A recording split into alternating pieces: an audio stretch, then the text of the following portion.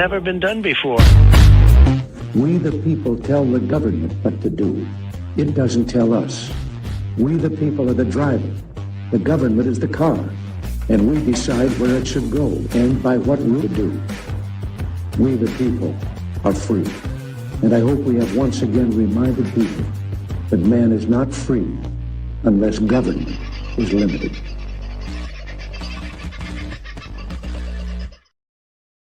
Hey folks, how are you? Just wanted to pop in and give you a bit of a quick one. I know you're not expecting a show at this time of the day, much less a live thing. But it's very important that I let you know about tonight's show.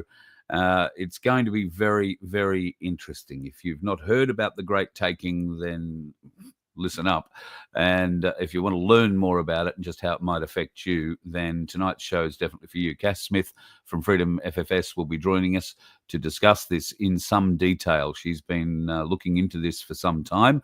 Obviously, it affects a great deal of people in a very broad spectrum of investments and all that sort of thing. So if you've got money invested, really doesn't matter where, you want to be getting yourself across what Cass Smith is going to be able to bring you tonight in the Voice of Freedom. That's happening at 6:30. As I gaze, we've got a little over 100 tickets left to sell in our draw number 4 for $750. If you would like the chance to win that, it'll only cost you $2. And as soon as we knock draw number 4 on the head, which is only a few more tickets away, we'll start draw number 5, which will not only have a $750 prize money first prize, but a supplementary prize of some gold bullion, all thanks donated to one of you. We're very thankful. You're such wonderful folks and very generous in so many ways. So I'm looking forward to being able to share that generosity back with you in draw number 5 of our lottery. And of course, proceeds go to aid, pay off a few of our bills, but they also go off to help the Donkey Sanctuary. That's the Good Samaritan Donkey Sanctuary in New South Wales. They basically look after the entire East Coast for donkeys and are soon to pick up another 4 donkeys, I think I saw the other night from Sandy, that require care. Those donkeys are in Mackay in far north Queensland. So those animals have to get from Mackay back down to where the sanctuary is, about an hour north of Newcastle, and I'm pretty sure Sandy and Baz will be travelling for that. So some of the money that we raise out of these lotteries goes to help with the Good Samaritan Donkey Sanctuary. It also goes to help some others who need help at different times, and we're happy to share the love around because it is the love that you share with me.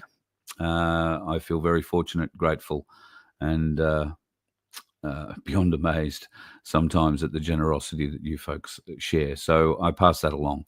On that note, if you want to help, then by all means, buy a ticket in the lotto, or you can become a member at vofhq.com.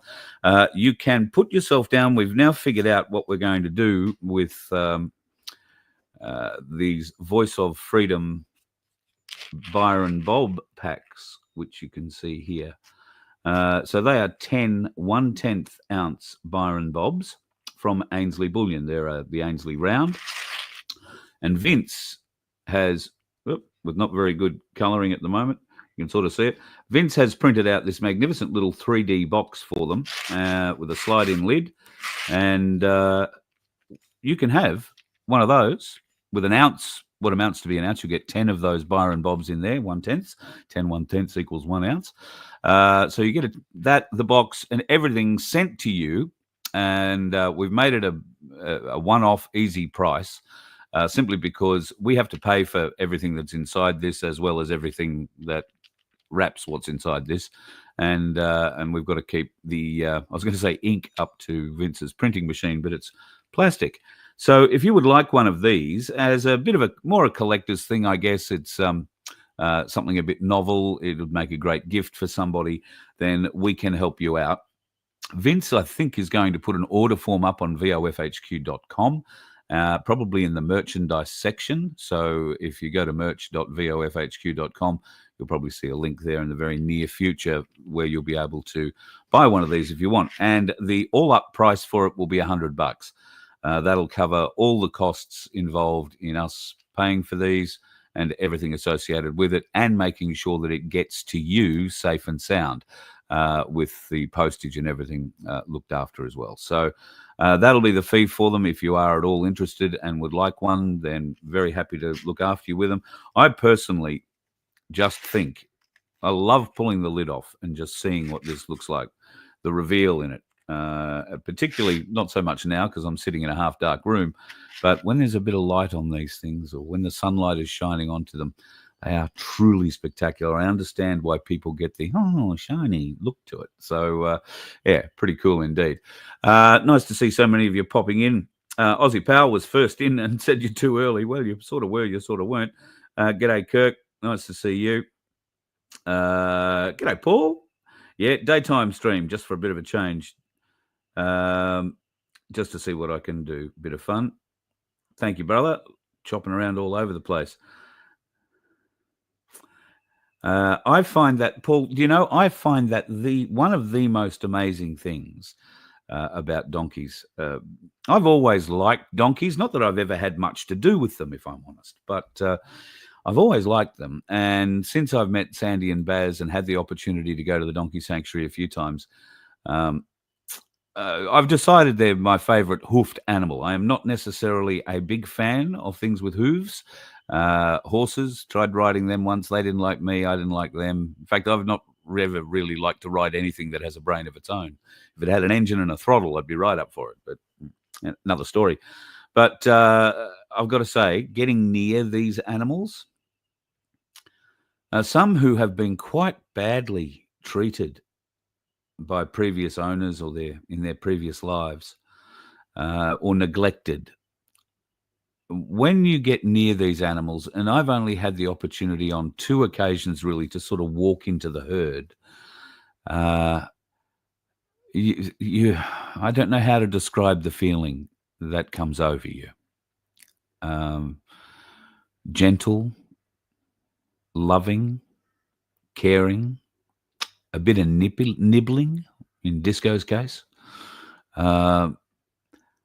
There is a certain warmth to those animals. And yes, to have the cross on them as God's animal, if you like, I think as the Lord's beast is very special. And the fact that Mary and Joseph took one to Bethlehem still sticks with me. So yeah, anything we can do to help these magnificent creatures who can be a little cantankerous at times, and I'm sure we have seen evidence. In fact, I've heard and seen the evidence of May, the special celebrity star donkey at the Good Samaritan Donkey Sanctuary. She'll love me saying that. The rest of them will hate it. But she can carry on like a diva, have absolutely no doubt about it.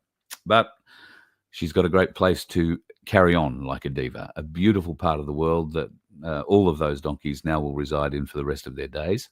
And whatever we can do to help make those days as enjoyable, as comfortable, and as healthy for them as possible, then I intend on trying to do, and we will do with your help through things like the lottery. So, yeah, if you would like to buy a ticket in that, it's only $2, easy to get. merch.vofhq.com is the website. And if you click on the $750 sanctuary link up along the top there, it will pop in. Harm, nice to see you in, mate. All things being equal, I hope you are doing all right. I'm trying to think where you are. Are you back in the Blue Mountains, or are you in a different part of the world? Yeah, Paul, the significance of the cross on the donkey's back had been lost on me for I don't know how long. Ever, until I was reminded of it in my first trip to the donkey sanctuary. And when you look at each different donkey, these crosses come through in greater or lesser forms through the hair. But as Sandy says, if you shaved the donkey, the cross would still be on the donkey's skin. So truly amazing. Truly, truly amazing. Aussie Patriot, nice to have you on, brother. We're going to have a really good chat tonight. You need to go and buy some tickets in the latest draw? Well, mate, no, you haven't missed out. There are, hang on, let me refresh everything here and see what it says. There are 125 tickets left. So $2 each, maximum of 20 is the best you can do. And we would be very grateful for your support if you choose to give it. Port Macquarie at the moment, harm, nice part of the world. Say hello to the lovely Penny Johnson, who is in Port Macquarie. Penny, a big mover and shaker in my place, and what's going on there. There's been a little bit of news, and we probably won't get to talk about it much in tonight's show, so I'll do it now very quickly. The Australian Citizens Army, I think it's calling themselves, have come out as the people in charge of or fronting this march on the weekend. There was a statement, video put out by a fellow from, I think, Gladstone, who speaks extremely well, and I can't fault anything he's saying. I support everything he's saying. I just think it's going to be hijacked, is what I feel. And while these people might be putting it on with the best of intentions, I think there are going to be nefarious actors come into play here. But I could be wrong, and I pray that I am wrong. So let's see what happens. This won't be the last march. This might be the first march, but it certainly won't be the last march. And whether or not the next march has anything to do with immigration per se remains to be seen. Let's just keep it at that for the time being.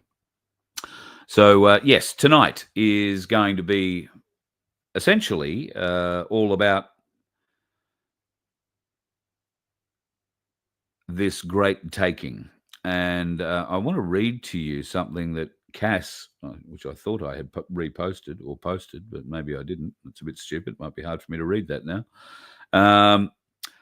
Cass wrote, let me just see if I can dig it out here on my phone to promote the show for tonight. It really is quite startling. So Cass posted this up on Facebook. Breaking news in tonight's Voice of Freedom. Governments and central banks across the globe have frozen access to bank accounts, investments and retirement funds, citing the need to stabilise the collapsing financial system. ATMs are offline, markets are closed, and citizens are learning that their stocks and savings can legally be taken to cover banking debts.